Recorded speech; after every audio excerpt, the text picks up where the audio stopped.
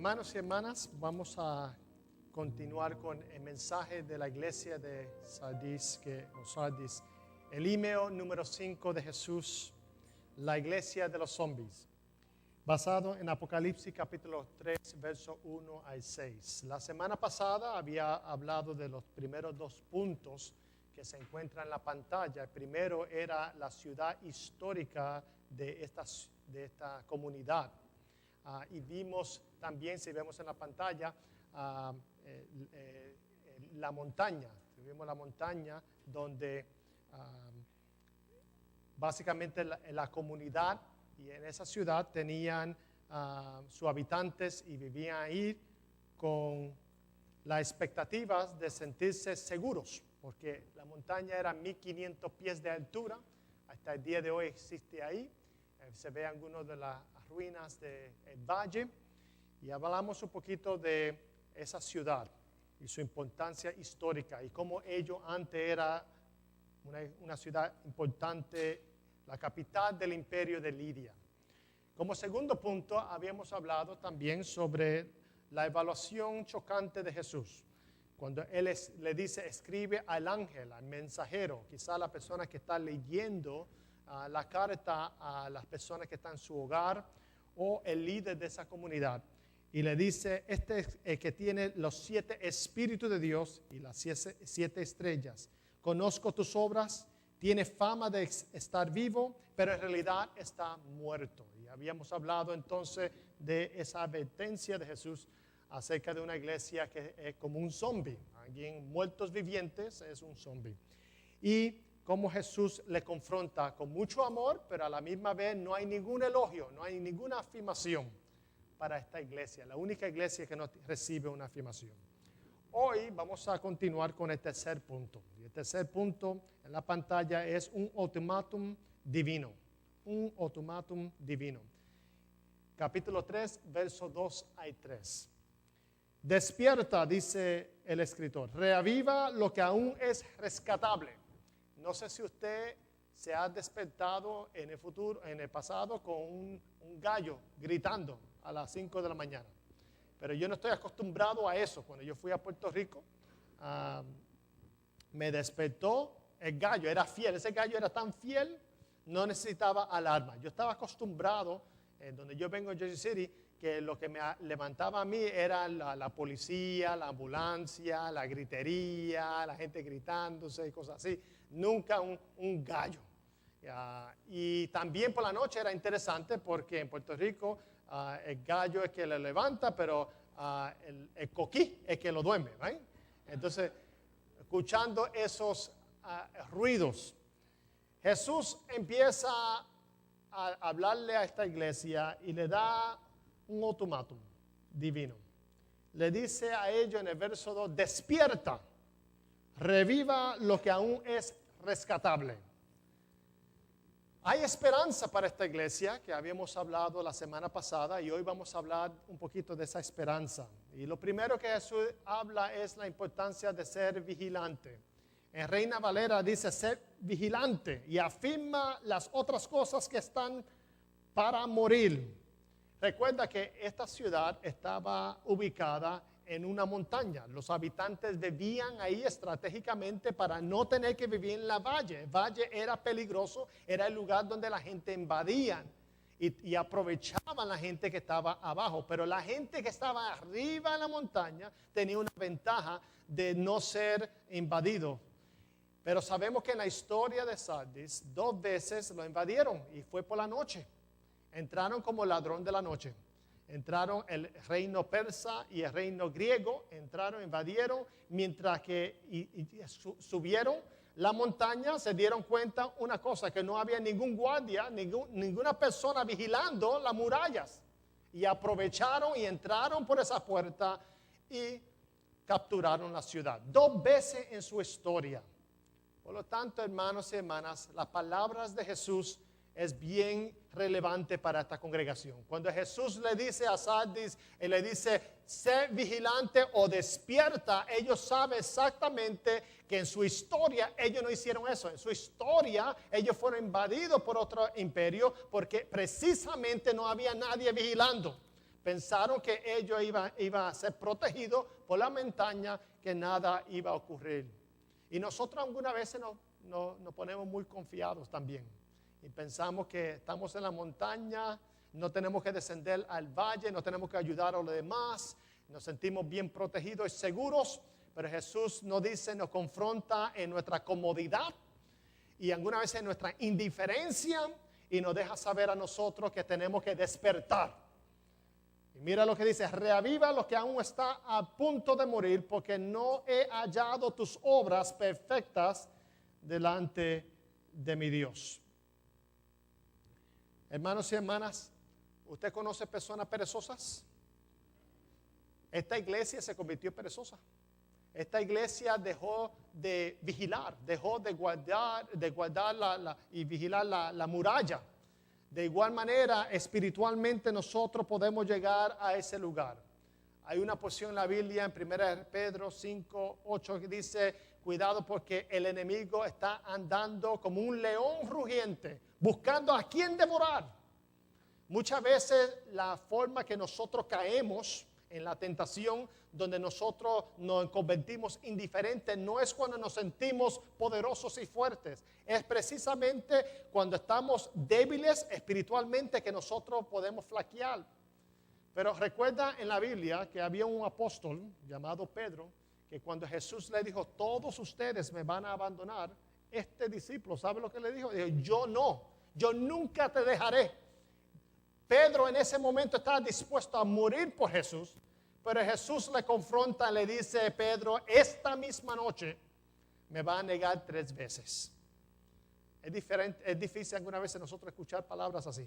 Apocalipsis es un libro quizá difícil para entender porque no entendemos su contexto. Apocalipsis habla de gente que se sentían perseguida, gente que estaban marginados, gente que no tenía poder, gente que estaba pasando por sufrimiento. Y Apocalipsis fue escrito precisamente para darle aliento y esperanza, pero también advertencia para que no nos pongamos muy cómodos. Nosotros no entendemos Apocalipsis porque nosotros no vivimos bajo persecución. Nosotros no vivimos bajo pobreza extrema. Nosotros no tenemos esas incomodidades que ellos tenían, esos sufrimientos de esta naturaleza. Pero aún así Apocalipsis es revelante para nosotros. Y el Señor nos dice a nosotros también, despierta o sé vigilante. Muchas veces el ataque no viene así de frente. Algunas veces el lobo no viene y ataca la oveja cuando está despierta, espera que esté dormida.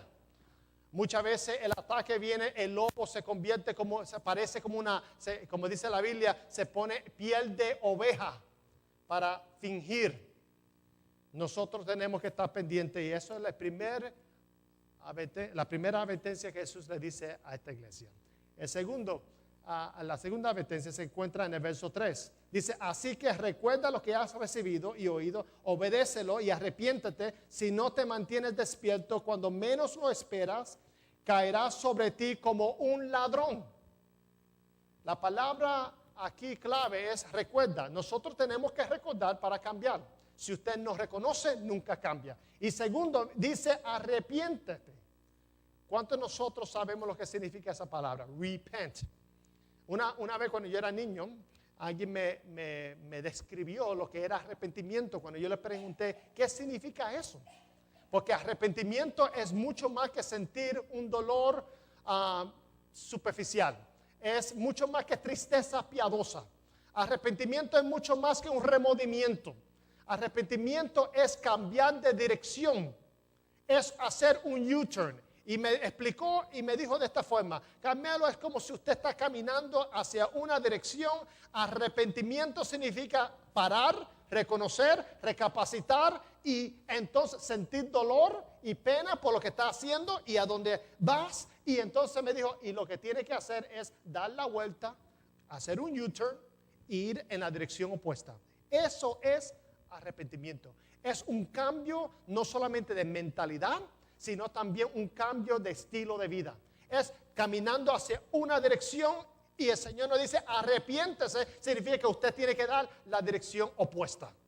Hay muchas personas que supuestamente están arrepentidos, pero no es realmente un cambio total, no es una dirección opuesta. Hay personas que quizá les gusta empujar o hablar mal o tirar o golpear a otras personas, miembros de su familia.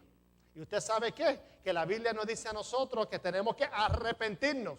Puede ser que sienta dolor y pena por hacerlo y tener lágrimas de cocodrilo y quizá una flor para mostrar que quiere cambiar, pero si sigue el patrón, hermanos y hermanas, eso no es arrepentimiento. Arrepentimiento es que uno cambia la forma de vivir, uno cambia su estilo de vida. Y para muchas personas eso es difícil. No es simplemente sentirlo, no es simplemente emocionalmente tener pena, es decidir hacer una cosa diferente, prometer de no voy a herir de esta manera. Ahora, arrepentimiento es clave en la vida cristiana. Usted sabe que Martín Lutero, en el siglo XVI, su primera tesis se escribió en 95 para debatirlo. La 95 tesis que se convirtió en la reforma protestante en la historia de la civilización, empezó donde él simplemente quiso debatir con su estudiante y no supo que eso iba a crear una revolución teológica, donde la iglesia iba a debatir esos 95 tesis. La primera tesis que él escribió es el siguiente, dice: cuando nuestro Señor y Maestro Jesucristo dijo, arrepentíos, llamó a toda la vida de los creyentes a ser una de arrepentimiento. ¿Escucharon eso? Toda la vida de creyente debe de ser una de arrepentimiento. Nosotros no nos arrepentimos una sola vez cuando usted acepta supuestamente a Jesucristo. No, nosotros nos arrepentimos constantemente, diariamente. Por eso en nuestra iglesia tenemos la confesión de pecado y la declaración de perdón en todos los cultos, porque reconocemos que la naturaleza humana es de tal manera que nosotros necesitamos recapacitar, necesitamos sentir dolor profundo y necesitamos hacer decisiones para cambiar nuestro estilo de vida. Jesús le está diciendo a esta iglesia indiferente, a esta iglesia cómoda allá en la montaña, le está diciendo que tenía que despertar y tenía que arrepentirse, hacer las cosas distintas. Que hay cosas en su vida y en mi vida que tenemos que arrepentirnos. Los miércoles yo estoy hablando sobre manejar la ira. ¿Cómo usted maneja la ira? O la ira le maneja a usted. Quizá en su vida usted se siente arrepentido cuando dice o hace cierta cosa, pero sigue el patrón. Dios nos llama a nosotros que podamos nosotros realmente cambiar y buscar la ayuda que necesitamos para realmente poder decir, estoy arrepentido. Realmente no quiero seguir haciendo lo que yo estoy haciendo, causando la herida que estoy haciendo o la vagancia, la pereza que tengo en mi vida. Muchas veces las relaciones se dañan, ¿saben por qué? Precisamente porque somos perezosos, porque no queremos trabajarlas, porque simplemente nos cansamos. Tenemos un montón de excusas, pero el Señor nos dice a nosotros, arrepiéntese, despierta para que nuestra vida sea diferente. Ahora, interesante que el primer mensaje de Jesús, el primer sermón, ¿usted sabe cuál fue? En Marcos capítulo 1, Jesús entró a una sinagoga, estaba hablando con una multitud de personas y dice la Biblia que el primer mensaje, porque el primer evangelio que tenemos es Marcos, y en capítulo 1 él dijo, arrepentíos que el reino de Dios está cerca. Su primer mensaje fue uno de cambio, no fue de usted sentirse bien, no que usted siga viviendo la vida como usted y yo queremos vivir, sino que podamos hacer cambios concretos en nuestra vida. Por lo tanto, yo sé que esto no es popular. Muchas iglesias no predican sobre arrepentimiento, sino sentirse bien. Yo no quiero que se sienta mal, pero yo lo que quiero también es que hay cosas que debemos de sentirnos más. El sentido de culpabilidad no es malo, el sentido de culpabilidad es bueno, el sentido de culpabilidad nos ayuda a recapacitar para que podamos hacer las cosas distintas y diferentes. Nunca vamos a ser mejor si no nos arrepentimos. Nunca una iglesia va a ser mejor si no se arrepiente. Nunca nosotros podemos arrepentirnos por otra persona. La única persona que se puede arrepentir es usted y yo. Tenemos que mirarnos en el espejo y decir, yo soy el que tengo que arrepentirme, no otra persona. Yo tengo que tomar ese paso. Alguien dijo en teoterapia, un modelo de psicología, en Puerto Rico, dijo, tú no tienes problema, tú eres el problema. Piénsalo bien, tú no tienes problema, tú eres el problema. Si miramos nuestra vida y asumimos responsabilidad, entonces también podemos hacer los cambios que tenemos que hacer. Esta iglesia estaba viviendo y pensando que estaba viva y no sabía que era una iglesia muerta, una iglesia de zombies. Ahora, yo no estoy hablando muerta en cuanto a estilo de adoración. Hay gente que habla, esa iglesia me aburrió, estaba muerta. Yo no estoy hablando de eso. Porque la presencia de Cristo y del Espíritu Santo está en iglesias tradicionales, litúrgicas, tranquilas y calmadas. El Espíritu Santo se pasea ahí también. Usted no tiene que brincar y saltar para que el Espíritu Santo esté por ahí. Eso no es lo que estoy hablando de iglesia muerta.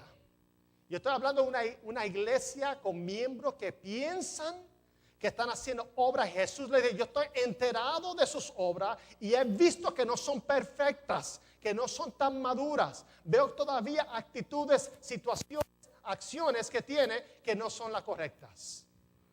Y tenemos que arrepentirnos. ¿Me oye bien? Mira lo que Jesús dice a esta iglesia. Y le dice, es importante tomar esta palabra seria porque dice, yo vendré como ladrón de la noche. Hace algunos años atrás, que en casa, a las 3 de la mañana, teníamos el perrito, Torito. Y Torito ahora es sordo. Lo tenemos esta semana porque mi suegra está en Puerto Rico. Y Torito vino a visitarnos. Y Torito ya uno lo llama, Torito, y yo estaba gritando, Torito, para que salga afuera. Y se quedaba. Y es que está sordo. Pero antes de estar sordo, unos años atrás, a las 3 de la mañana, Torito escuchó un ruido y empezó a ladrar y a ladrar. Y yo me levanté, porque ¿quién se va a levantar en casa? Nadie más. Todo el mundo está durmiendo. Se escucha el ruido, madre, vete, busca, averigua lo que es problema. Gracias. Yo, el valiente, me levanté y fui a donde Torito estaba ladrando. Y Torito estaba ladrando en la ventana, una ventana. Y cuando yo miré sin prender la luz, yo vi 2 hombres vestidos en negro tratando de meterse en la ventana de mi vecino. Ahí mismo. Era como una telenovela. Era como si estaba en un reality show, un show de realidad. Y yo como, ¿sabes esos vecinos que siempre están averiguando qué está haciendo la gente? Yo me sentía así, yo averiguando, mirando todo. Y los muchachos tratando de meterse. Y me dio un santo susto que yo llamé la policía 911 y le dejé saber que enfrente de mí hay 2 hombres vestidos en negro tratando de meterse en la ventana de mi vecino. Mi vecino era mi ex vecino, no está ahí ahora, hay otros. Él casi no estaba ahí. Y estaba me imagino, con otra persona y yo veía, de vez en cuando venía, pero por lo menos cada 2 semanas había una niña, su hija, me imagino, que dormía en ese cuarto. Ese era el cuarto de la niña, porque tenía la ventana abierta y había música. Y yo le estaba diciendo a la operadora, se está metiendo en el cuarto de una niña. Y la policía, no se preocupe, quédate en la línea, no me suelte. La policía viene ahí y cuando yo miré, después de hablar con ella, miré otra vez, los muchachos se metieron dentro de la casa. Ay. Y en menos de 2 minutos, la policía de Oviedo, yo veo como chismoso, como ahí mirando todo lo que... Con la operadora ahí, no puedo creer, hacer, oh my goodness. Yo no dije eso, yo dije otra cosa, pero oh my goodness. Entraron por la ventana. Y cuando entra la policía, yo veo sin sirena, entra por ahí y está encima de esos muchachos. ¡Pam, pam, pam, pam! Y yo, oh my. Y la operadora dijo, ok, te puedo dejar, ya la policía llegaron, no se preocupe. Me enganchó. Después de media hora, la policía toca el timbre de mi casa. Y me dijo, tú eres el señor que llamó a la policía. Y yo, sí, yo fui. ¿Qué pasó? Bueno, esos señores que estaban en la casa, nosotros entramos y le dijimos a ellos que levantaran las manos y que se pusieran en el piso. Ellos no lo hicieron. Ellos empezaron a hablar y nosotros los brincamos, porque ellos no nos obedecieron. Y mientras que estaban ahí luchando, uno de los muchachos dijo, pero mi papá es el dueño de esta casa. Y ellos no lo creían. Y ellos lo arrestaron y cosas, lo sujetaron. Pero cuando lo levanté del piso, vi la cara de él y vi un retrato de muchacho en la pared. Y asumí entonces que en realidad me estaba diciendo la verdad. Y yo dije, oh my goodness. No sé si fue esa misma palabra. Hay cosas que no pueden ser domingo. Y yo le dije, yo por poco mato a este muchacho. Por poco. Y me sentí tan mal. Y no se sienta mal porque usted hizo lo correcto. La gente entra por la puerta de la casa, me dijo la policía. No entra por una ventana a las 3 de la mañana. Usted hizo lo correcto, usted llamó y nosotros nos encargamos de ello. Bueno, yo le digo, hermanos y hermanas, ese vecino mío se mudó. No sé cuándo, porque yo nunca jamás lo saludé en mi vida. Cuando yo lo veía viniendo de la casa, saliendo, yo me quedaba en el carro. Yo no quería saludar. Y después, ¿sabe? Enseguida, yo no tenía dinero para esto, pero busqué en mi presupuesto. Yo llamé a la compañía de alarma ADT para que me pusiera alarma por toda la casa. Esa gente entraron, esos dos muchachos entraron como ladrón de la noche, inesperadamente. Asustaron a Torito y Torito me asustó a mí. Jesús le está diciendo a esta iglesia, de esa misma manera, Él vendrá. Si nosotros no nos arrepentimos, si seguimos por ese mismo camino de comodidad, de indiferencia, yo estoy bien, yo no tengo que cambiar, y no sabe que usted es un zombie, usted está muerto espiritualmente, aunque piense que tenga vida.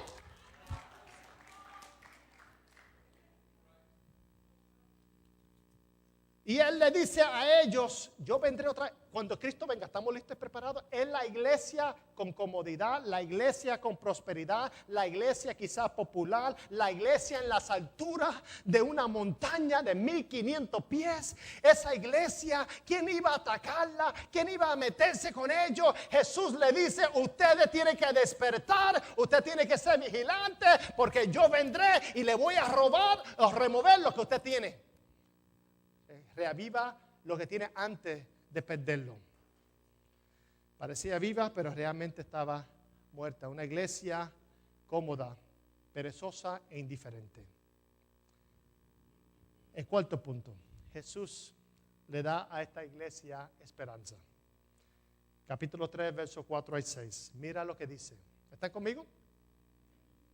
Sin embargo, tienes en Sardis a unos cuantos que no se han manchado la ropa. Ellos, por ser dignos, andarán conmigo vestidos de blanco.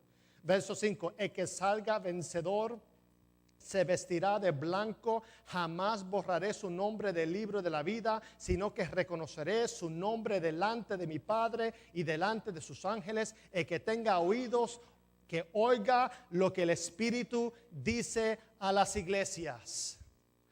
En este pasaje encontramos tres promesas para aquellos que cambian, para aquellos que son vencedores, para aquellos que reconocen, para aquellos que estén vigilando, para aquellos que no permiten que entren por la noche en su muralla, en su parámetro, en su verja espiritual o emocional y en su espacio, y permite que cualquier persona pueda invadirle. El Señor le dice a ellos, si ustedes vencen primero, le doy una ropa nueva. En resurrección, Easter, mucha gente sabe lo que hacen. Se compran, tienen una excusa para comprarse ropa nueva. Lo viejo pasa y lo nuevo se quieren poner para el domingo. Usted sabe, la ropa nos ayuda a cubrir defectos. La ropa nos ayuda a nos mantiene caliente. La ropa nos da dignidad. Y Jesús le dice a esta iglesia, yo no solamente le voy a dar ropa, un vestido nuevo, sino que yo voy a darle un vestido blanco. En Apocalipsis, el vestido blanco es para personas que han dado su vida por Jesús, que han dado su vida, que han derramado sangre, y entonces su ropa está llena de sangre, de rojo. Jesús dijo, yo voy a cambiar ese sufrimiento, ese dolor, y yo le voy a dar una ropa blanca. Una ropa de victoria, una ropa de ser renovado, una ropa de festejo. Jesús le promete a ellos eso, que ustedes recibirán ropa blanca. Segundo, mira lo que Jesús les promete a aquellos que vencen, a aquellos que se arrepienten, a aquellos que reconocen y cambian. Y dice, jamás borraré su nombre del libro de la vida. ¿Qué seguridad Jesús nos da? Jesús no firma el registro de la vida en el cielo con un lápiz, lo hace con su sangre. La sangre de Cristo es que nos garantiza a nosotros que nuestra salvación es segura y nosotros no tenemos que vivir claudicando si vamos al cielo o no, si Dios nos ama o no. Nosotros podemos estar seguros porque este pasaje es uno de muchos que dice, jamás borraré su nombre del libro de la vida. Esta palabra en el griego jamás es doble negación. Significa jamás o nunca, de ninguna manera. Bajo ninguna circunstancia. El énfasis es doble. Jamás, de ninguna manera, yo borraré su nombre del libro de la vida. En la antigüedad, la gente de tribus, la gente que vivía en su clase, ellos tenían un registro para los nuevos que entraban, los nuevos que nacían, como hacemos hoy en día más o menos. Ahora lo hacemos con computadora, pero ellos tenían un libro físico y ahí registraban toda la gente que entraban a sus tribus. Y si morían, lo que hacían es que borraban el nombre a las personas que eran indignas o las personas que habían muerto.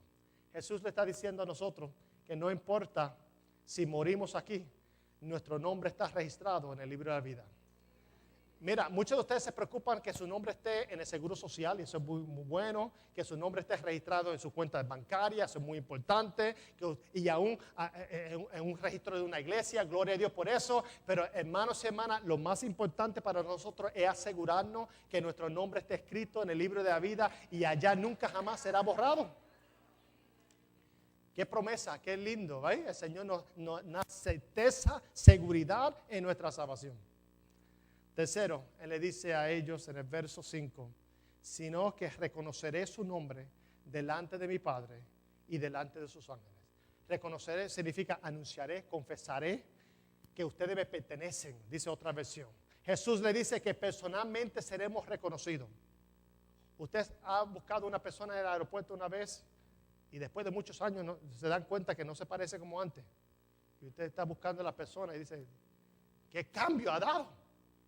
¿Se recuerda a ustedes cuando una vez me pintaron el pelo? Y yo vine con pelo negro. Y yo pasé por mucha gente, ni sabía que ese era el pastor. No, el pastor no está un poquito viejo porque tiene el pelo gris. Y cuando pasé por ahí ni se dieron cuenta. No reconocieron. Lo más lindo de la vida, hermano, es cuando uno va a un aeropuerto y uno los reconoce. Y uno puede darle un abrazo a esa persona. Mira, hace tanto tiempo, mira cómo te ves. Y le da un abrazo. Y entonces después de eso hay que llevarlo a comer. Hay siempre un gasto. Hay que llevarlo a comer. Por eso yo no recojo a la gente en el aeropuerto. No.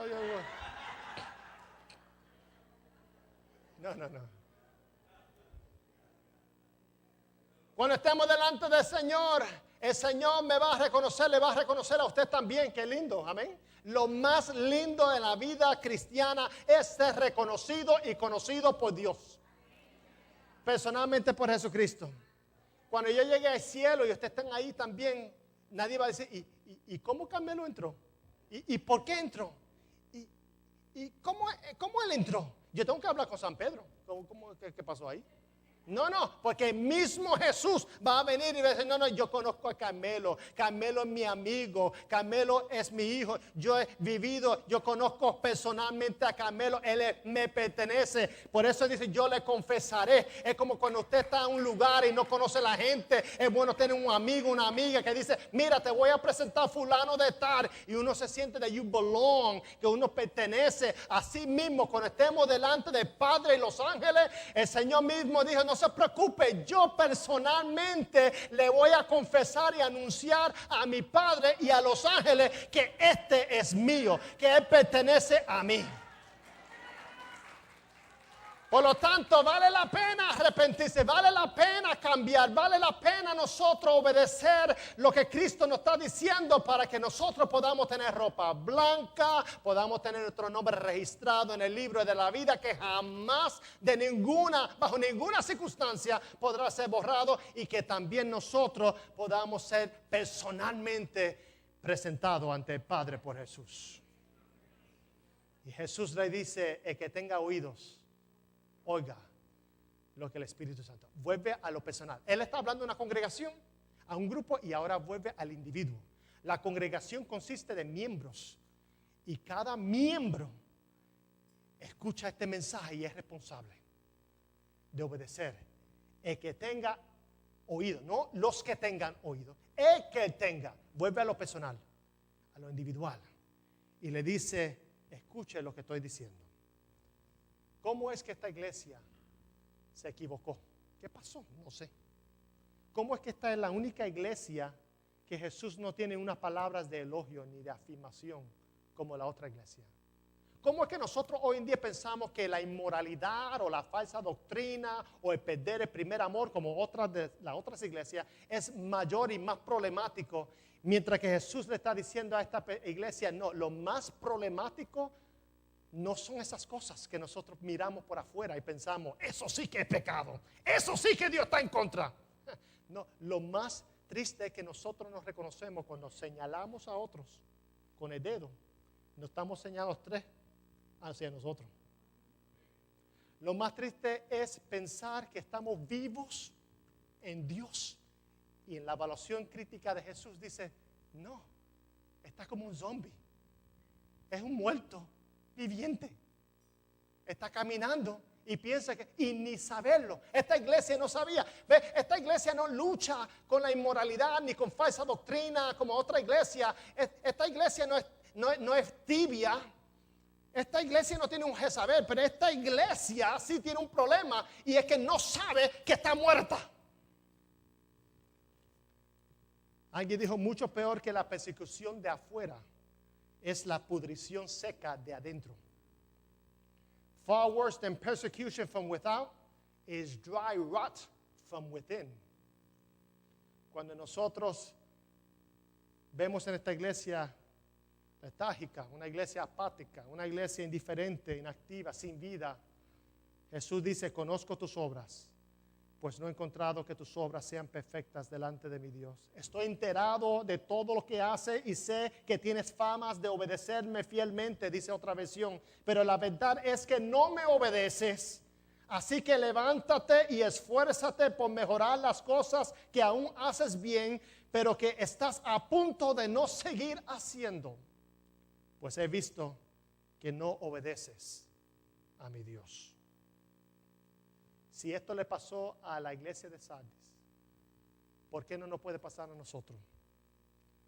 El Señor nos dice a nosotros, despierta, ponte en forma, arrepentíos, recuerda lo que yo he hecho por ti. Podemos nosotros, la iglesia presbiteriana de Redentor, convertirnos en la iglesia de Redentor de los santos muertos vivientes.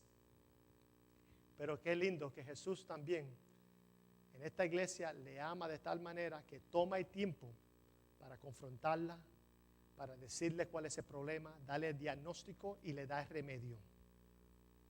Y muchas veces nosotros no queremos escuchar malas noticias porque no queremos, resistimos el cambio, resistimos. No, a mí me gusta mi coraje, a mí me gusta mi vagancia, a mí me gusta faltarle respeto a la gente, así me criaron, así yo soy y el Señor nos confronta a nosotros. No, a mí me gusta mi indiferencia, ¿qué me importa la gente que está en el valle? ¿Qué me importa la gente de Santo Domingo? ¿Qué me importa los niños aquí en necesidad si yo tengo tantos problemas? Y nos enfocamos en nosotros y pensamos que estamos vivos y adoramos y cantamos un himno o dos, vinimos los domingos una vez a la semana quizás y pensamos que eso es suficiente, pero el Señor nos evalúa y nos dice, como dice la iglesia de Sardis, tiene famas de estar vivo, pero en realidad está muerto. Podemos nosotros orar, Señor, comienza en mí, cámbiame a mí. No cambia a la persona que está en mí, cámbiame a mí. Haz la obra que tú tienes que hacer en mí, despiértame a mí. Renueva el amor que yo tengo por mí, para ti y por otra, que necesito para otras personas. Y de esa forma, hermanos y hermanas, nosotros seremos la iglesia de Cristo vivo en una comunidad que vive en desesperación. Oremos a Dios. Amado Dios, en el nombre de Jesús, reconocemos que en el mundo, Señor, hay tanta decepción.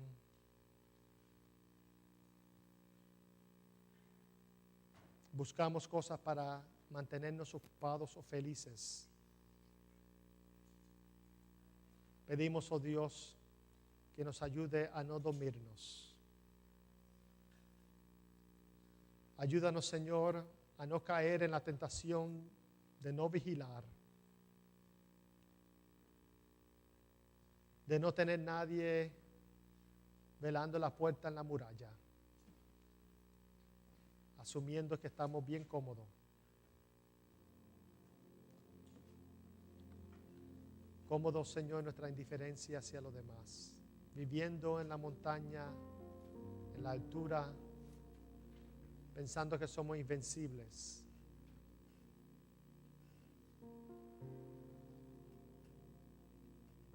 Lo más triste, Señor, muchas veces es que no reconocemos nuestra condición espiritual o emocional. Pero hoy venimos, Señor, y te pedimos, Señor, que despierta en nosotros, Señor, un avivamiento, que reaviva, Señor, el don que tú nos has dado, que no lo tomemos por sentado. Que nos prepare, Señor, para que estemos listos. Cuando venga como ladrón de la noche, estemos preparados. Que tu venida no sea de miedo, de asusto, sino una bienvenida feliz.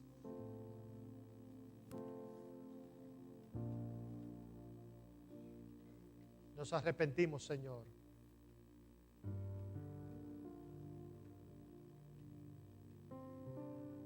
Y confesamos, Señor, que en Cristo, Señor, tú eres el único que nos pueda revivir. Gracias por las promesas que nos da. De darnos un vestido de dignidad.